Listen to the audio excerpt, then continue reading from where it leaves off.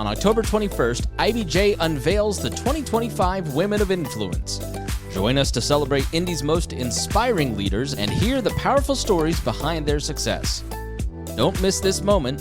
Register now at ibj.com/influence 2025.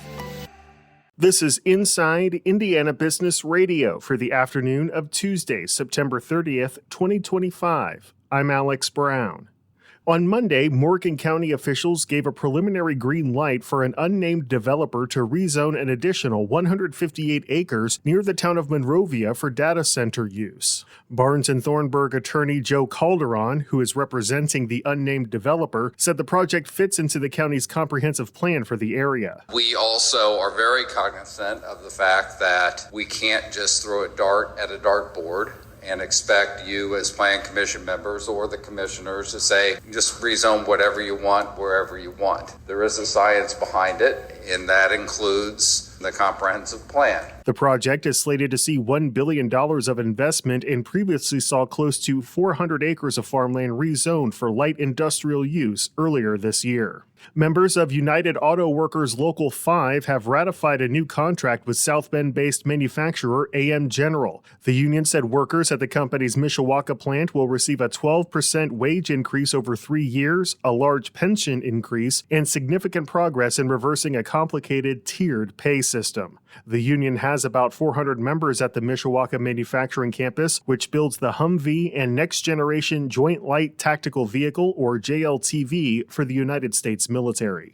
The University of Southern Indiana Foundation has received a $1 million gift commitment from the Good Samaritan Home in Evansville to establish an internship program to give students real-world experience and provide Southwest Indiana with greater access to social workers. The gift will support paid internships for students enrolled in the university's social work programs and fund a clinical faculty position for 5 years in the College of Liberal Arts. From the number one source for Indiana business news, this is Inside Indiana Business Radio.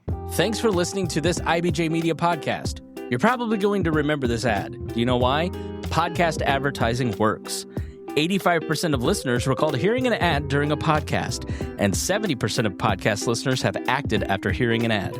So whether you're looking to be heard across the entire IBJ Media Podcast Network, sponsor one of our shows, or just start with a 30-second ad, IBJ Media can help. Contact advertise at ibj.com to learn more.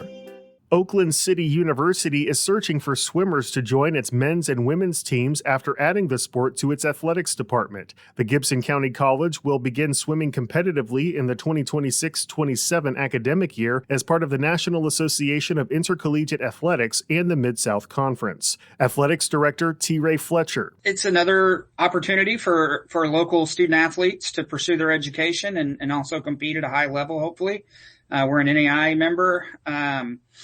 And from an athletic and enrollment building perspective, we're hoping to have, 20 to 25 male and 20 to 25 female swimmers. So that's another 40 to 50 student athletes on campus. Just gives us something new to offer an athlete to pursue their education here. OCU will use the pool at the new Toyota Indiana YMCA in Princeton as its home venue. Jake Alexander, the new swimming head coach, is leading a stroke development swim clinic at the facility through October 15th. For students interested in swimming for OCU, they can contact Alexander or fill out a form on the athletic department's website. South Bend International Airport has wrapped up a 5-year, $105 million project it says expands capacity and improves safety for growing passenger traffic. State and local officials attended a ribbon-cutting ceremony today marking the completion of the Taxiway Bravo realignment and ramp reconstruction project. The upgrades allow mainline aircraft and larger regional jets to use any gate at the terminal, a change made possible by lowering the ramp about 4 feet. Taxiway Bravo was also realigned to separate it from the terminal ramp and make it easier for pilots to navigate. Additionally, a new de-ice pad was added to speed up winter operations. Officials cut the ribbon Monday on the Indiana Uplands Microelectronics Training Hub at the Westgate at Crane Technology Park in Odin.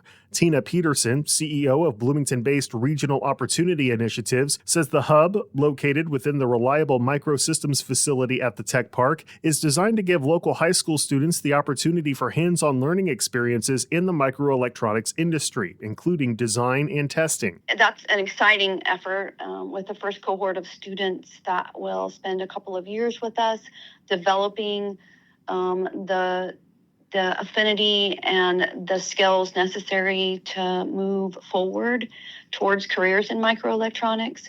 But there will be other purposes as well. And over time, the lab will be used by not only K-12 students, but adults and potentially our partners in the microelectronic ecosystem here. As part of the ribbon-cutting ceremony, students from Bloomfield, Lagodi, and Washington high schools signed on as the first cohort of the Indiana Uplands ME Academy. Purdue head football coach Matt Painter is this week's guest on the Business and Beyond podcast with Gary Dick, presented by PNC, a weekly conversation with high-profile Hoosiers in business, sports, and entertainment, and beyond. Available now on the IBJ Media app or your favorite podcast provider. I'm Alex Brown for Inside Indiana Business Radio on Demand. From breaking news to in-depth articles, discover the advantage of unlimited access to all news from IBJ and Inside Indiana Business with our limited time trial. Get started now at ibj.com/trial offer. Thanks for listening to this IBJ Media podcast. You're probably going to remember this ad. Do you know why? Podcast advertising works. 85% of listeners recalled hearing an ad during a podcast, and 70% of podcast listeners have acted after hearing an ad. So whether you're looking to be heard across the entire IBJ Media podcast network, sponsor one of our shows, or just start with a 30-second ad, IBJ Media can help. Contact advertise at ibj.com to learn more.